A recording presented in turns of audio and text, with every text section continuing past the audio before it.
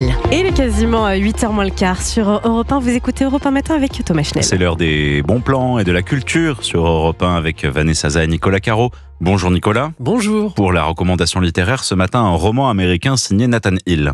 Nathan Hill, qui publie peu mais bien, son précédent et premier roman date de 2016. Énorme succès, Les fantômes du vieux pays, et son nouveau Bien-être, c'est le titre chez Gallimard. Un grand roman américain comme ils savent le faire. Une histoire d'amour, la rencontre est très belle. Dans les années 90, en 93 exactement, Jack est photographe. Enfin, il essaye, il a quitté son Kansas natal pour tenter sa chance à Chicago. Il habite dans un petit studio, dans une ancienne usine réhabilitée en logement pas cher. Juste en face de lui, en vis-à-vis, il y a l'appartement d'Elisabeth, très belle. Enfin, belle, lui paraît trop simple. Il aime sa démarche joyeuse, rebondissante, élégante, il la voit passer devant sa fenêtre. Il a un peu honte de regarder, alors il se force à détourner le regard. Il se concentre sur le roman qu'il lit, mais elle, de son côté, vous avez demi deviné, elle fait pareil, elle le trouve beau, même s'il est malingre et caché sous des gros pulls. Justement, elle aime bien son air concentré à ce qu'il fait. Et bon, bien entendu, ils vont finir par se rencontrer pour de vrai. Je vous raconte pas comment. Mais coup de foudre, passion, etc. De toute façon, assez vite, en 10 pages, 20 pages, on prend 20 ans dans la vue. Et ils sont toujours ensemble ? Oui, elle est psy. Maintenant, ils ont un fils, Toby, un peu pénible. Le Toby, il n'écoute rien. Il passe son temps à jouer à Minecraft, le jeu vidéo. À ce moment-là, ils sont en train d'acheter leur premier appartement sur plan. Et c'est l'occasion de faire un peu le bilan de ce qu'ils sont devenus. Et par exemple, quand ils découvrent l'appartement grâce à une visite virtuelle, leur ami, qui est aussi le promoteur immobilier, montre à Jack la suite paternelle. La quoi ? La suite paternelle. Ça se fait beaucoup, lui dit-il. Mais donc, Jack comprend en gros que Elisabeth veut faire chambre à part. Sympa. C'est un roman sur le couple, mais aussi sur la modernité, sur la tyrannie numérique aussi. Et c'est très très drôle et entraînant, et c'est brillant. Et peut-être Bien-être de Nathan Hill. Merci Nicolas. Direction maintenant les recommandations littéraires avec Vanessa Zaza. Bonjour Vanessa. Bonjour Thomas, bonjour à tous. Les recommandations voyage. Ce matin, nous partons à Aix-en-Provence. Pour un grand événement qui me plaît énormément. Il a été lancé au début de l'été, donc à Aix que Cézanne a mis en lumière, en couleur.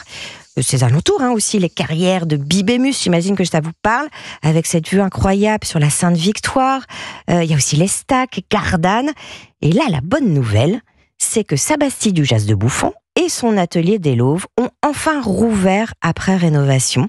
Et il y a aussi une exposition d'exception qui vous attend au musée Granet, Cézanne au Jas de Bouffon. Alors pourquoi autour du Jas de Bouffon ?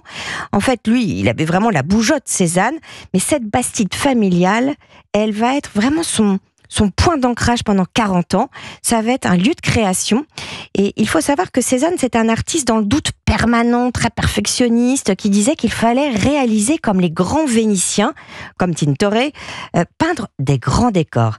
Eh bien, c'est ce qu'il a fait, figurez-vous, dans le salon d'apparat de la Bastide. Il a peint à l'huile sur les murs, un travail exceptionnel, une œuvre de jeunesse en plus. Et on les voit encore alors in situ ? Alors non. Mais vous allez pouvoir les voir dans l'exposition. Le salon a été reconstitué aux mêmes dimensions, du jamais vu. 70% des œuvres ont été récupérées, elles étaient dispersées aux 4 coins du monde. Et sur la globalité de l'exposition, il y a quand même 135 œuvres, dont certaines ont été prêtées par les plus grands musées du monde. Le MoMA, le musée d'Orsay, pour vous donner que deux de ces noms.